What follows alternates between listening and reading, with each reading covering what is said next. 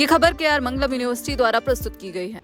क्या आपको लगता है कि सिर्फ रैलियों और पुराने भाषणों से अब भारत के चुनाव जीते जा सकते हैं? क्या आपने सोचा है कि नीट जैसी परीक्षाओं के लीक होने पर सड़क से लेकर सोशल मीडिया तक जो तूफान उठा, उसने सरकार को हिलने पर क्यों मजबूर कर दिया?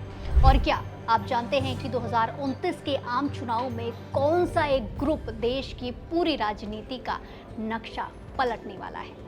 जरा सोचिए, जब आप किसी देश के भविष्य की बात करते हैं तो आपकी नज़र सबसे पहले किस पर जाती है?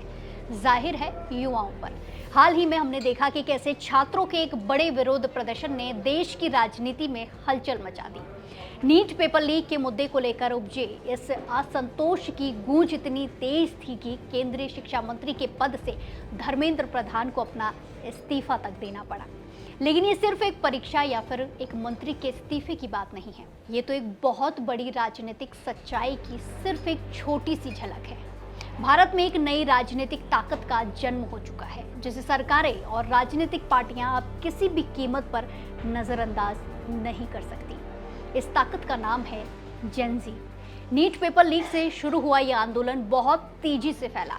पहले ये परीक्षा में गड़बड़ी की शिकायत थी, लेकिन देखते ही देखते ये देश की शिक्षा प्रणाली, पारदर्शिता और जवाबदेही पर एक राष्ट्रीय बहस में तब्दील होती नजर आई। इस पूरे घटनाक्रम ने एक बात साबित कर दी कि आज का युवा ना सिर्फ डिजिटल रूप से जुड़ा हुआ है, बल्कि वो अपनी आवाज़ इतनी बुलंद कर सकता है कि सरकार को तुरंत एक्शन लेने के लिए मजबूर होना पड़ेगा। जब भारत 2029 के आम चुनाव में वोट डालने जाएगा, तब यही जेन ज़ी यानी कि 18 से 32 साल की उम्र वाले युवा देश की सबसे बड़ी वयस्क आबादी बन चुके होंगे।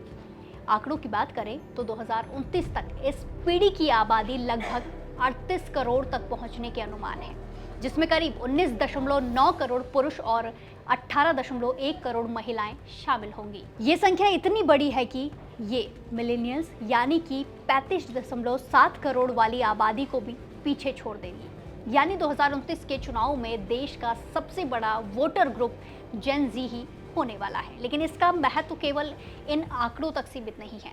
ये वो दौर होगा जब देश के अधिकांश छात्र, पहली बार वोट देने वाले युवा, करियर की शुरुआत करने वाले प्रोफेशनल और युवा परिवार इसी जनरेशन का हिस्सा होंगे।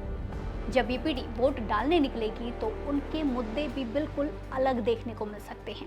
अब चुनाव केवल पुराने वादों पर नहीं, बल्कि रोजगार के अवसर, गुणवत्तापूर्ण शिक्षा, महंगाई, आवास, जलवायु परिवर्तन और बेहतर गवर्नेंस जैसे मुद्दों पर भी लड़े जाएंगे। इतना ही नहीं, इनके पीछे जनरेशन अल्फा की 41.7 करोड़ की एक और भारी आबादी तैयार हो रही है, जो भले ही 2029 में वोट ना दे सके, लेकिन भविष्य का भारत वही तय करेगी। अब यहाँ एक बहुत ही दिलचस्प बात और समझने वाली है।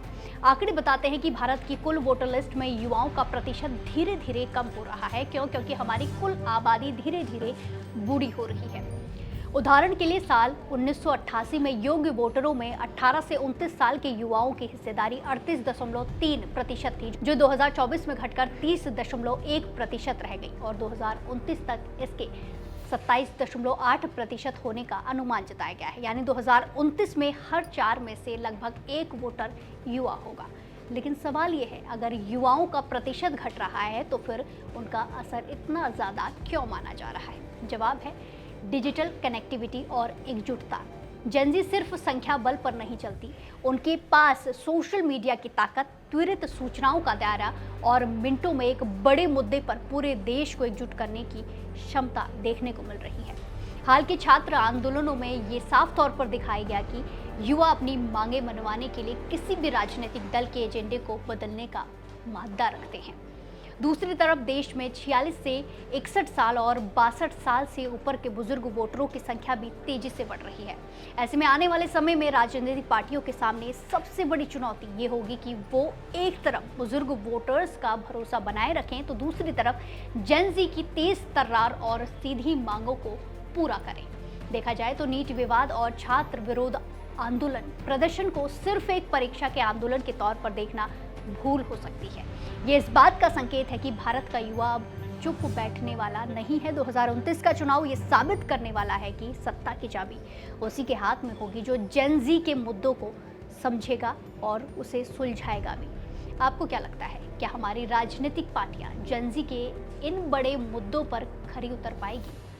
अपनी राय हमें कमेंट्स में ज़रूर दें और बाकी देश और दुनिया की तमाम बड़ी अपडेट्स के लिए जुड़े रहिए दैनिक जागरण के साथ। नमस्कार।